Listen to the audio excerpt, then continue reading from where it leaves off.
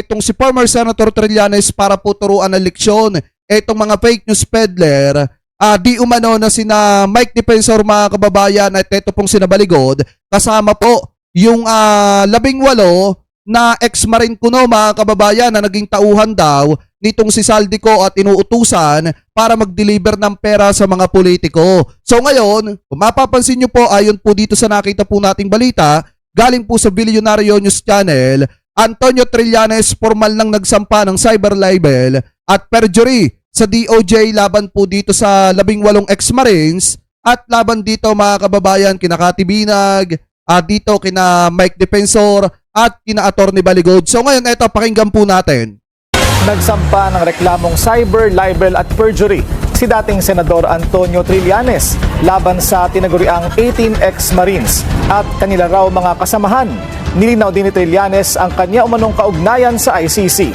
Narito ang agenda report ni Isa. Tsaka mga kababayan, take note po ha, kung mapapansin nyo kanina, di ba, nung nagsasalita, yung 18 Marines kuno, mga kababayan, di ba, nililinis nila yung pangalan ni Mike Defensor, pero may nadiscovery po, si former Senator Trillanes, na ang ginamit po na sasakyan nung sinakyan, nitong 18 na ex-marine kuno na ito, mga kababayan, ay nakarehistro po sa pamilya mismo, mga kababayan, ni Mike Defensor. So ngayon, ituloy pa natin. Saya Mirafuentes ng Abante. Inamin ni former Senator Antonio Trillanes IV na nakipag-ugnayan siya sa International Criminal Court. Hindi niya kinaila na ilang taon na siyang kumakausap ng opisyal ng ICC. Ama! Pero ginit niya na hindi totoo ang alegasyon ng 18 umano'y ex-marines na sinuhulan niya ang korte para manipulahin ang investigasyon. Kahit aminin ko na, sige, totoong nagsundo sila, naghatid sila, nagsundo sila mga testigo sa mga meeting, pero hindi ibig sabihin nun na totoo yung $2 million na inaakusa nila sa akin. So, napakasimple lang yan. Kung kaya kong suhulan yung ICC, palagay nyo hindi susuhulan ni Duterte yung ICC? Ama! Kanina, Lalo na mga kababayan at kita nyo sa abogado pa lang, buyang-buya na. Di po ba? Kung mapapansin nyo mga kababayan, kung kayang-kayang suhulan, gaya ng pinapalabas nitong 18 ex-marine kuno ni former Senator Trillanes yung International Criminal Court ng $2 million, kayang-kaya pong doblehin, triplehin pa ni Duterte yan kung gugustuhin po niya. Kaya nga nakakapagtaka mga kababayan, yung aligasyon po ng kampo nitong si Attorney Baligod dito po sa gobyerno ni PBBM at dito po kay former Senator Trillanes. Kasi kita nyo pa nga lang, dun pa nga lang sa abogado, kay Kaufman pa nga lang, talagang buyang-buya na. Diba, biruin nyo, kapag tumagal si Duterte, mga kababayan, ng ilang taon pa dyan, sa International Criminal Court, talagang bilyonaryo niya. Ito pong si Kaufman. Kaya nga kung mapapansin po ninyo, may punto naman yung sinasabi ni former Senator Trillanes na kung nasusuhulan nga, gaya ng pinapalabas nitong 18 na ex-marine mga kababayan, itong International Criminal Court, kayang-kaya po ni Duterte suhulan yan para makalaya siya. Anyway, ituloy pa natin. wala ang kanyang mga dokumento. Isinumite niya ang 26 na pahina ng reklamo sa Department of Justice. Inaakusahan niya ang mga nagpakilalang bagmen ng reklamong cyber libel, perjury at incriminating an innocent person. Kabilang rin sa kanyang idinadawit ay ang kanilang abogado na si Attorney Levito Baligod, dating Congressman Mike Defensor, dating broadcaster na si Jay Sonsa, former Kati Binag, kasama ka na dito. Kati Binag, bidang-bida ka na. Kasi biruin nyo mga kababayan, kahit ako nagtataka ako dito kay Kati Binag. Biruin nyo paano kaya niya nabibili yung mga gusto niyang bagay? Paano kaya siya paano niya kaya nami-maintain yung mga luho niya mga kababayan, ganong hindi naman natin alam kung saan niya ba kinukuha yung mga pinambibili niya noon. Tayo nagtatanong lang hindi po tayo nag-aakusa. Kasi di ba pinapalabas ng mga DD-shit na negosyante daw etong si Kati Binag. Bakit wala pong alam ang mga kababayang Pilipino natin kung ano ba ang negosyo nito pong si Kati Binag? At kung sasabihin naman na vlogger po ito, gaano ba kalaki yung followers niya mga kababayan para ma-maintain niya yung mga luho po niya? Tayo nagtatanong lang. Anyway, ituloy pa natin. NTF-ELCAC spokesperson Lorraine Badoy at vlogger na si Kati Binag. Giit ni Trillanes, kampo ni Duterte ang nasa likod at nagbabayad sa alleged ex-Marines. Kinalaunan, ito ang sasabihin ko sa inyo, ilan dyan sa 18 ex-soldiers na yan ay aamin kung sino talaga ang nasa likod nito at anong plano nila at kung ano man ang ibinigay sa kanila para kapalit nitong paglabas sila doon sa press con. Ayon naman kay Ombudsman Jesus Crispin Rimulya na nauna nang umamin na nakikipag-usap siya sa ICC, marami raw silang tinitingnan na posibleng nasa likod ng alegasyon at politika raw ang pinakapunot dulo nito. Tsaka maliwanag din naman mga kababayan yung sinabi ni Ombudsman kanina, kilala nila kung sino yung nasa sa likod nitong 18 ex-marine na ito mga kababayan na nagbibintang sa ilang mga politiko at sa ating maging sa ating pangulo mga kababayan. Ano po, so ngayon yung nasa sa likod niyan may idea na si Ombudsman Jesus Crispin Boyeng Rimulya kung sino po yung mga yan.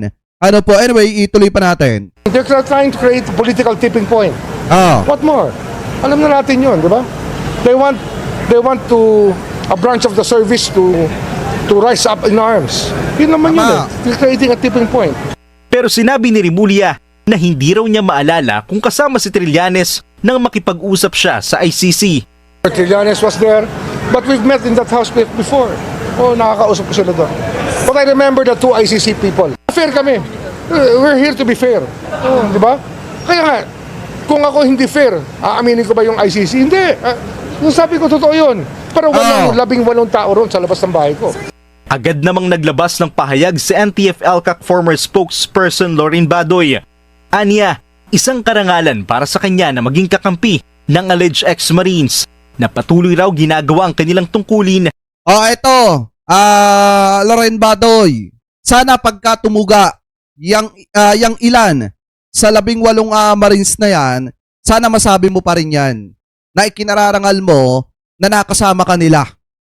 Diba? Sana masabi mo pa rin yan kapag ka nag-alagutesa na hindi na mahagilap yang ibang mga miyembro niyang 18 ex-marine na yan pagkatapos mabisto. Kaya nga mga kababayan, ito para sa akin, kahit ang tingin natin nung nakaraan, doon po sa dapat ay isasagawang investigasyon dito po sa 18 ex-marine ay pag-aaksaya lamang po ng pera, para nga sa akin, mukhang mas maganda na magkaroon ng hearing sa Senado at ipatawag po etong 18 ito na ex-marine mga kababayan para makita kung eto ba ay nagsasabi ng totoo or hindi. Kasi mga kababayan, pustahan tayo, mag-aalagutesa yung mga yan na kapag ka napahiya at kapag ka nabisto yung kasinungalingan, magtatago din yan. At sana kapag ka nangyari yun, Lauren Badoy, sana mahagilap ka pa rin at masabi mo pa rin yung mga sinasabi mo na yan na ikinararangal mo na nakasama mo yung mga yon. Anyway, ituloy pa natin.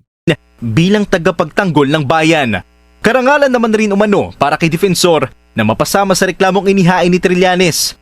Nanindigan rin sa Defensor na wala siyang kinalaman sa pagbuo ng sinumpaang salaysay ng umano'y ex-AFP personnel at tumutulong lang niya siya sa logistic ng mga ito. Isang malaking karangalan na mapasama sa kaso, nakasama siya. Yung sinasabi ng mga taong to ay katotohanan. Tumutulong ako sa kanila dahil ayoko mangyari nung nangyari kay Sergeant Gutesa. Talagang ginipit, inipit, itinago. Patuloy namang nanindigan ng ex-Marine sa kanilang isinumiting affidavit. Sa tingin niyo mga kababayan, sino ba nagpakilala kay Gutesa? Sino ba ang naglabas kay Gutesa? Sino ba ang mga taong gumawa ng affidavit ni Gutesa? Di ba etong sina Mike Defensor mga kababayan at saka sina Rodante Marcoleta, yang mga yan mga kababayan, ang dapat tinatanong kung nasa saan si Gutesa. Kasi kung meron man pong may kakayanan na itago si Gutesa, hindi po siguro naman yung mga taong binabato niya ng putik kung hindi yung mga taong nasa sa likod nitong si Gutesa. Kaya kung titingnan niyo mga kababayan yung mga tao na nasa sa likod nitong si Gutesa, etong sina allegedly etong sina Mike Defensor at sina Marcoleta. Ngayon, kung nasa saan man etong si Gutesa, dapat ang tinatanong dyan si Mike Defensor at saka si Rodante Marcoleta. Paglilinaw nila, wala silang pinapanigang politiko at magkakasama raw silang nagdesisyon na magsiwalat ng kanilang mga nalalaman. Nangako naman si Ombudsman Jesus Crispin Remulla na magiging patas ang kanilang investigasyon kaugnay sa mga aligasyon ng dating 18 ex-Marines. Anya, hindi naman raw siya amin na nakipag-ugnayan siya sa ICC kung hindi raw siya patas. Para sa agenda ay Saya Mira Fuentes. Abante.